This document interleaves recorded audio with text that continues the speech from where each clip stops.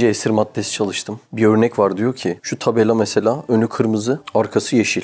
Şu kırmızı önü arka yeşile çevirmek için bir vakit lazım. Bu tabela ne kadar büyürse vakit o kadar artıyor değil mi? O kadar zahmetli bir hale geliyor. Doğru mu? O yüzden şu yeşili pembe yapabilmek için en makul olay nedir? Bunu olabildiği kadar küçük parçalara ayırman lazım. Bir şey ufalınca çat diye şu pembeyi yeşile çevirebilirim. Niye? Her biri ayrı dönüyor. Ne gibi? Televizyon pikselleri gibi. Televizyon niye o kadar hızlı çalışıyor? Peki televizyonun her bir pikseli bu kadar büyük olsa ne olurdu? Onun dönüşü bir vakit alırdı. Doğru mu? Şimdi birisi boyalı, farklı şekilde, sert, yumuşak. Mesela şu sıvı, bu sert ya. Atom altına indiğinde ikisi de aynı. Bir cacığı yok. Kayyum isminin farklı tecellileri farklı şekilde buraya oluşturuyor. Atom altına indiğinde bir cisme hızlıca müdahale etmek istiyorsan onun maddeden çıkıp letafede girmesi lazım. O kuantum fiziği dedikleri olay var ya, değil mi? Ne oluyor? Maddenin altına iniyor, dalga başlıyor bu sefer. Yani dalga boyunda olacak ki zamanla uğraşılmasın. Kaç zaman olacak? Sıfır zaman. Sıfır zamanla uğraşmak için maddenin en küçük yapı taşına müdahale etmek zorunluluğu var. Burada atom değil, zerre.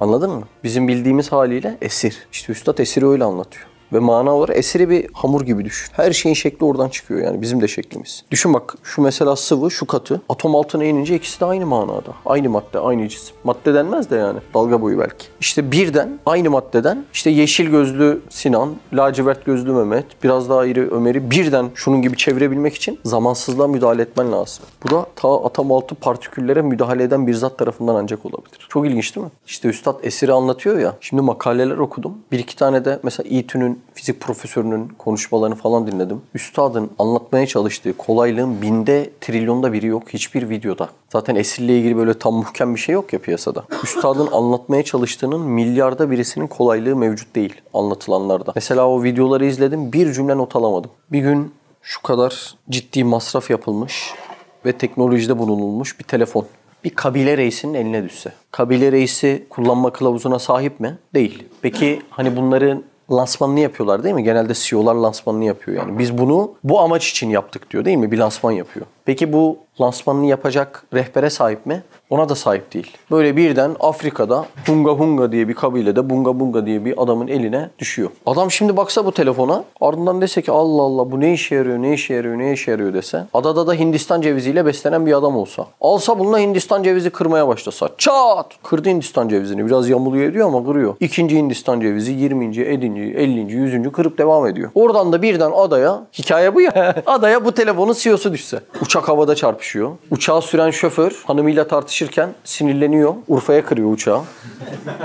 Tam o esnada da Siverya'ya uçağı kıran uçak şoförüyle çarpışıyor. Tam o esnada uçak düşüyor. Tam onların adaya düşüyor. Bir bakıyor, aa bizim telefon kabile reisinin elinde diyor. Ondan sonra bakıyor, diyor ki ne yapıyorsun onunla diyor. Ben bunu kullanıyorum diyor. Peki ne işe yarıyor diyor. CEO soruyor ona. Diyor ki bu bir Hindistan cevizi kıracağı diyor. Şimdi devamı çok önemli. Nereden biliyorsun diyor. Çünkü işe yarıyor diyor. Doğru değil mi? İşe yarıyor yani. Bunu Hindistan cevizi vursan işe yarıyor dersin. Peki bunun yapılış amacı bu mu? Hayır, amacı bu değil. Bu cihazın yapılışında önce iletişim var ve bu iletişim için belki milyar dolarlık bilmiyorum uydular. O uydu bağlantıları gerekiyor. Doğru mu? Basit bir telefon ama fotoğraf çekme özelliği var. Video çekme özelliği var. Hesap makinesi özelliği var. Saatle senkronizasyon olma özelliği var. Sevdiklerin birinin böyle eski çektiğim fotoğrafları hatıralar. Yani artık hayatımız şu küçücük kutucuğun içerisinde. Şimdi bu cihazı sadece Hindistan cevizi kırma işe yarıyor cümlesi bu cihazın karşılığını verir mi? Asla vermez. Ben bundan daha ciddi programlara sahip olan hem de bunda tamamen maddi programlar var. Ben bir de buna ek olarak manevi programları da içinde barındıran bir cihaz daha biliyorum. İnsan cihazı. Şimdi bana baktığında inanılmaz bir donanım var bende. Ciddi bir teçhizat var. Ve bu günlük kullanımlarımın çoğunun farkında bile değilim. Günlük 8800 litre hava içeride bir kullanım sahasına iniyor. Oksijeni çekiyorsun, temizlik yapıyor, besin olarak gidiyor, yakıcılık sağlıyor, o oluyor, bu oluyor. Ve bunu yaparken 98.000 kilometre damar yollarını kullanarak bunu yapıyor. Ve ben bu faaliyetlerin farkında değilim. Bugün en kaliteli cihaz bir gözün pikselini yakalayamamıştır kanaatindeyim. Doğru mu? Ya da benim kadar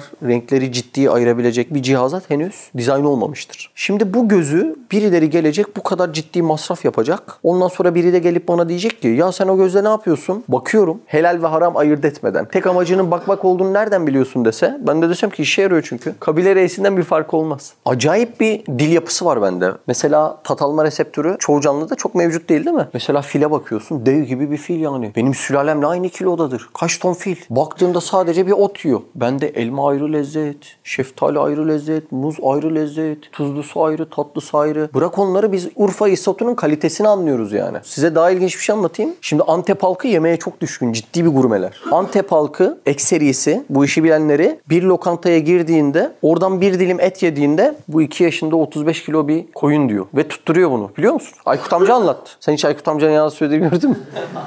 Dildeki reseptöre bakar mısın? Ve şöyle bir hayatımızı baştan aşağı kontrol etsek, dilimize yaptığımız masraf kuvve-i zayika diyor değil mi üstad buna? Bu bir kuvve çeşidi. Ve kapıcı hükmündedir diyor. Neden kapıcı? Parasını veriyorsun, 2 dakika sonra dönüp gidiyor, unutuyor seni. O yüzden kapıcı hükmünde diyor üstad. Şu dile yaptığımız masraf tarih yazmaz yani. Şimdi bazı ülkelerde var. Adam çikolata yiyecek ya. Para da bol akıtmak istiyor. Ezmek istiyor onu. Üstü altın soslu olsun diyor falan. Bir çikolata ne kadar? $1000. Mesela İsviçre'ye gittiğimde gördüm. Çok fazla peynir fabrikaları var. İşte bilmem kaç 10 yıllık bir peynir 200 gramı 50.000 euro falan. 200 gram bir peynir. Yani şuna yapılan masrafa bakar mısın? 200 gram peyniri farklı bir lezzet. Yani çok mu kaliteli, çok mu ekstra var? Yani bunu yiyince uçuyor musun? Öyle bir şey değil ama adamdaki cihazat çok efsane. Ona ne kadar masraf yapsa adam doymuyor. Çünkü her bir şeyi ince ince analiz edebiliyor yani. Dilindeki öyle ciddi tat alma reseptörleri var ki her birini ayırt edebiliyor adam. Adam muzu çok seviyor. Bir gün bir muz yiyor. Bu benim tam sevdiğim kıvamda değil diyor. Lezzeti bırak, o yumuşaklık kıvamını bile algılayabiliyor yani. Bunun mesela ben hurma çok severim. Bu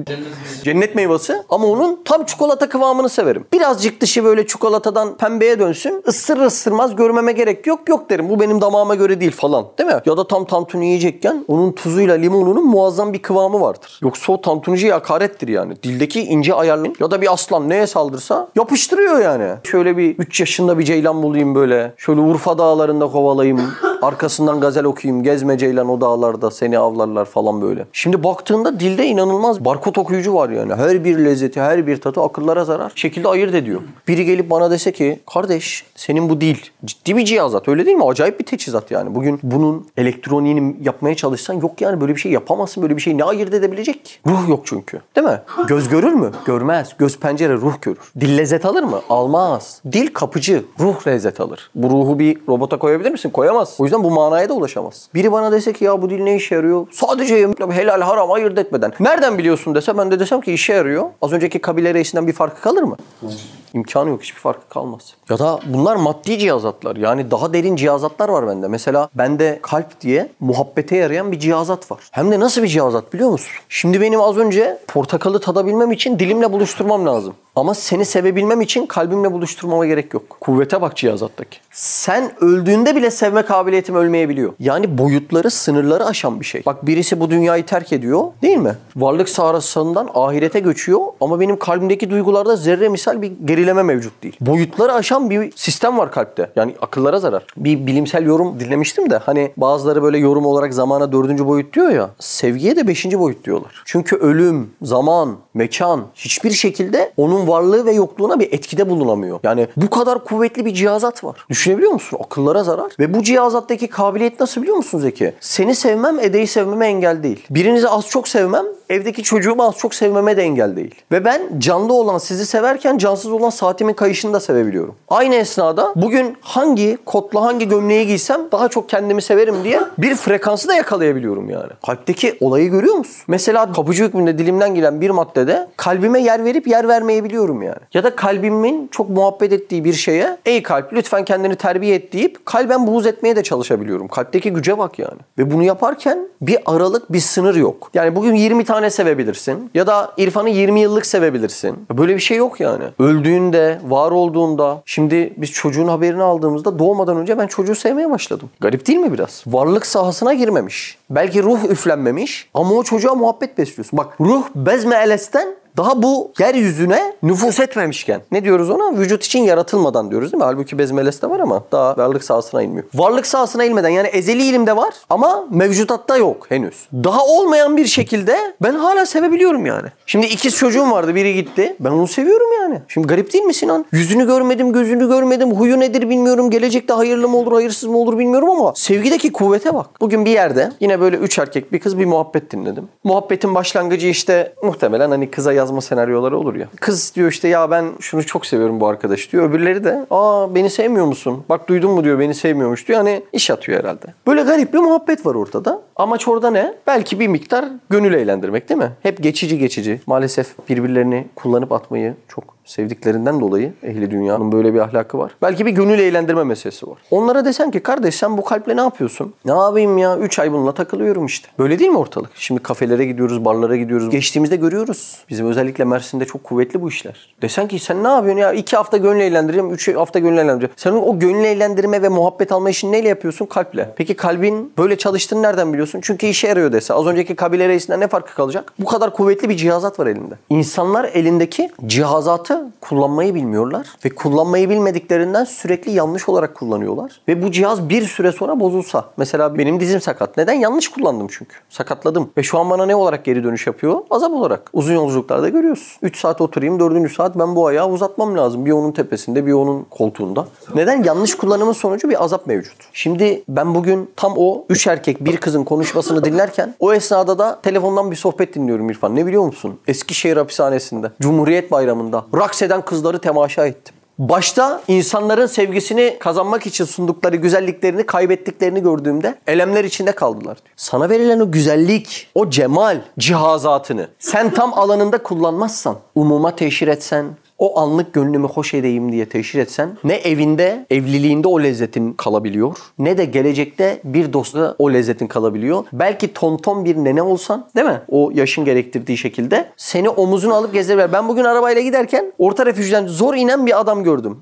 Trafik çok sıkışık ama arabayı durduruyordum. Az kalmıştı yani. Adam indi son anda. İnemese durdurup omuzuma alacaktım yani. Ama az önceki şeklinde olduğunda değil mi? Sevmek beklenilen, şefkat beklenilen nazarlardan aksine bir de nefret alıyorsun. Neden? Çünkü verilen teçhizatı kabile reisi gibi kullanmışsın. Hakkını vererek kullanmamışsın. Şimdi bak işin başka bir boyutu var. Nedir biliyor musunuz? Askerde bir adama kazma verirlerse bu ne demektir? Kaz demektir. Fidan verilse dik demek. Yemek verilse ye demek. Kıyafet verilse giy demek. Yani askerde hangi teçhizat verilse bu bir emir niteliğindedir. Allah için farklı mı? Farklı değil. Göz verildi. Bak emri var. Ama neye? Kulak verildi, duy emri var. Ama neyi? Ayak verildi, git emri var. Ama nereye? Ağız verildi, konuş emri var. Ama neleri? Kalp verildi, sev emri var. Ama neyi, kimi, nasıl? Bunların cevapları kabile reisi gibi yaşayan insanlarda asla mevcut değil.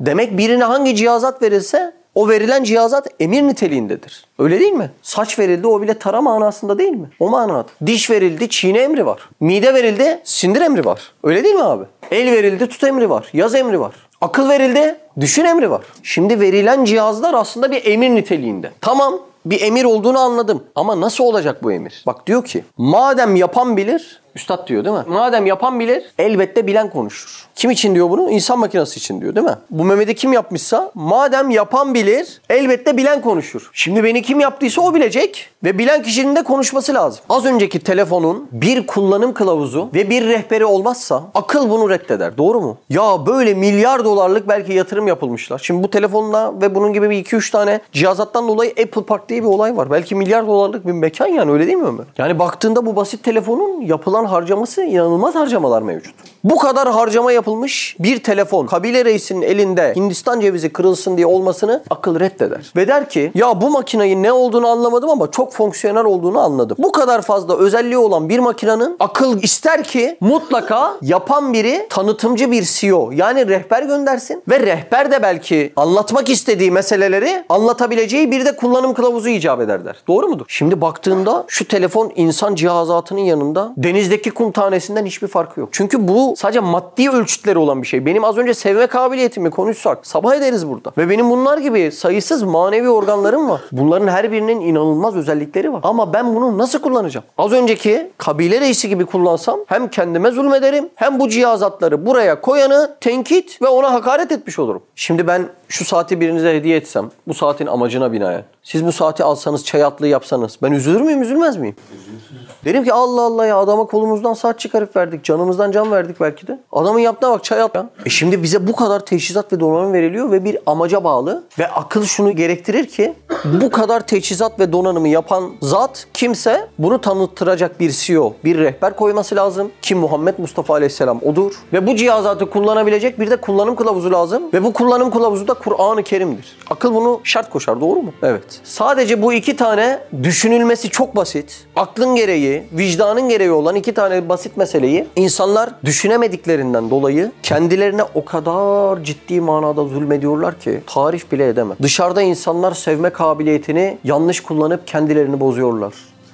Göz istidatlarını, görme istidatlarını yanlış kullanıp gözlerini bozuyorlar, kulaklarını bozuyorlar ve işin sonunda makinayı öyle bir hale getiriyorlar ki makinası bozulmuş insanlarla, tabii biz de düzgünlerden değiliz, Allah bizim de yardımcımız olsun, ama hiç değilse kasti olarak bir şeyleri yapmamaya gayret ediyoruz. Makinası bozulmuş insanlarla denk geldiğimde bu kainata ne için ve ne amaçla geldin konusuna girmemiz artık aylar alıyor. Dikkatler bu kadar perişan halde. Neden dikkatler perişan halde? Sadece ruh yaralı olsa bütün cihazat o yaralı ruha yardıma koştuğundan hepsi dağılıyor. Hatırlıyor musunuz dersi? Hani dizim yaralı olsa demiştim, bütün cihazat o dize yardıma koşar değil mi? Elim böyle kalkar, belim ona yardım eder. Sadece ruh yaralı olduğundan diğer vazifesini yapması icap eden bütün teçhizat ve cihazat ruha yardıma koşuyor. Onlar da vazifesini yapamıyor. Hepsi dağılmış durumda. İnsanlığı kurtarabilecek tek yol, tek program bu olmasına rağmen hala insanları farklı ve makul olmayan yerlere manipüle eden ideolojilere insanlar aldanıp duruyorlar ve bu çok üzücü bir durum.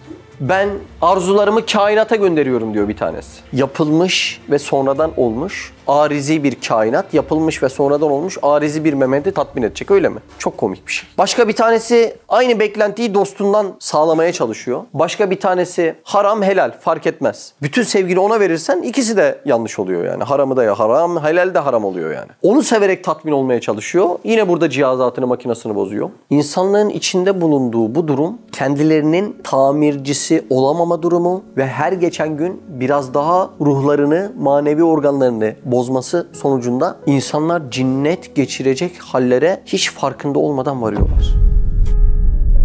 Subhaneke la ilme lena illa ma allamtena inneke entel alimul hakim ve ahire davahum elhamdülillahi rabbil alemin. El Fatiha. Salavat.